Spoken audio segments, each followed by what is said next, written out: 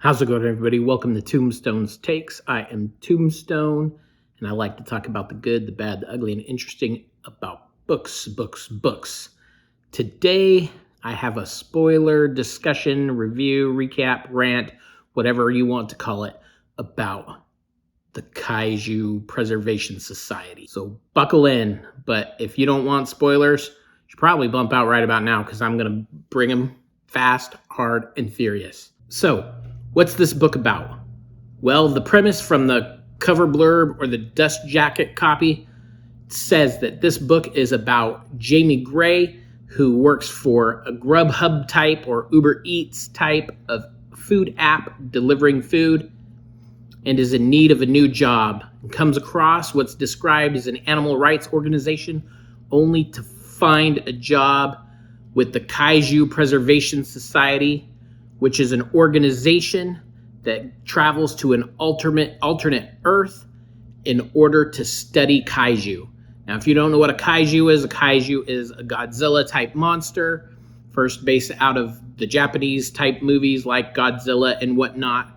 And I picked up this book on the title alone, the Kaiju Preservation Society. Man, that sounded cool. Yeah, I always need some monsters punching each other in the face. I'm down with that. And that's what I was hoping to get when I jumped into this book. Unfortunately, what I got was drivel. Yes, I said it. Drivel. I did not like this book in the least. Now, I'm going to ask you for a few questions, and maybe you can determine, these questions have spoilers in them, but maybe you can determine if this book is right for you. So tell me, dear reader, do you prefer an in-depth description of the catering service the main character is laying out during a meeting, or would you prefer in-depth descriptions of the kaiju, of the monsters? Well, if you prefer the catering service, this book just might be for you.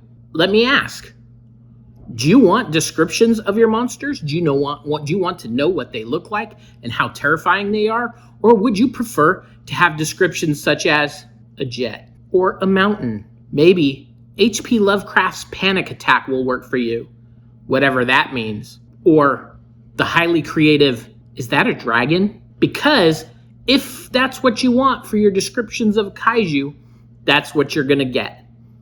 Pretty much nothing more than that. Would you prefer to spend more of your time in team meetings where the scientists are talking about the kaiju that they're observing?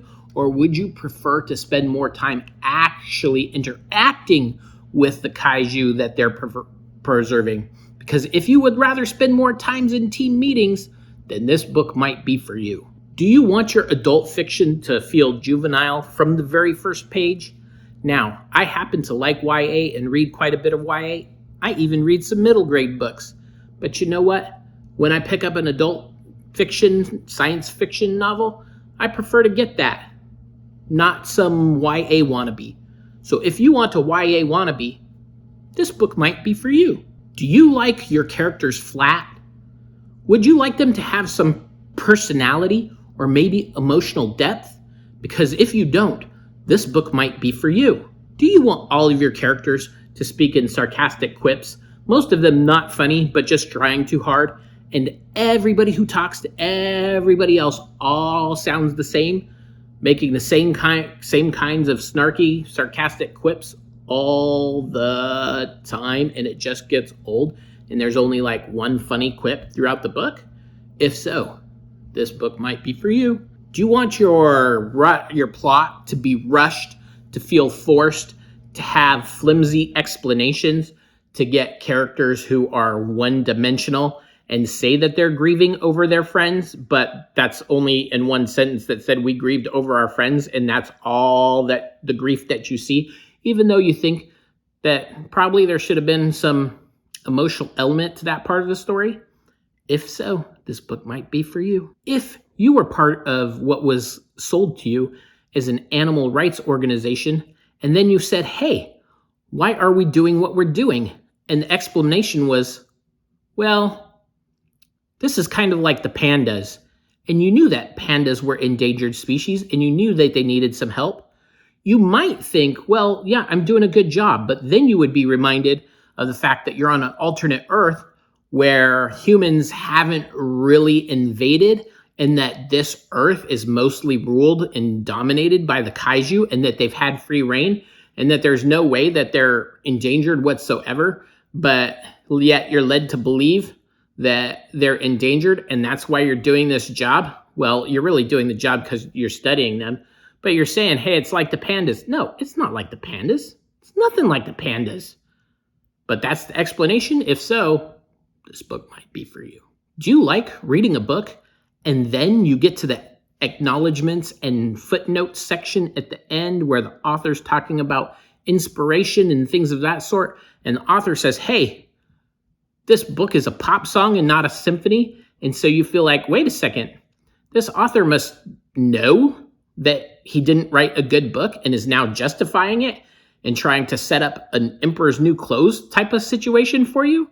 If you prefer that, well, I don't know what to say. Anyway, needless to say, I didn't like this book. If you did, I'm glad that you did. I'm glad that you had a better time with it than I do. I want all of my book experiences to be sublime experiences. And if this was a sublime experience for you, I'm happy for you because you got that and I didn't. People read stories differently. They interact with the narrative differently. And I know that it can be a good experience for other people. And I hope that it was. For me, this book just didn't do it. And I can't even give it any tombstones. I mean, I can't think of I did laugh once, right? But so much of it was just, it didn't make any logical sense. And I'm not talking about the pseudo, when I say it doesn't make any logical sense, I'm not talking about the pseudoscience that they used to explain what was going on with the creatures. I'm talking about how they explain away why plot point A was coming and then plot point B happened and then it leads to plot point C. Everything was convenient. Everything was just like, oh, this is an excuse that would never happen in real life. And I was just supposed to go with the flow of it. And it would have made a different, I could have gotten over that if the characters were better, if the plot didn't feel rushed, and if it was actually funny. But I didn't feel like it was at all. So this one, yeah, I do think it's drivel. I didn't like it. If you said, hey, did you like that book? I'd probably cringe just at remembering how I felt while I read it. But I hope that you liked it. And thanks for sticking with me this long. That's all I got to say. I'm not even going to give this one a tombstone, like I said. Anyway, thanks for sticking with me. If you like what I do, please like and subscribe. Thanks for watching Tombstone's Takes.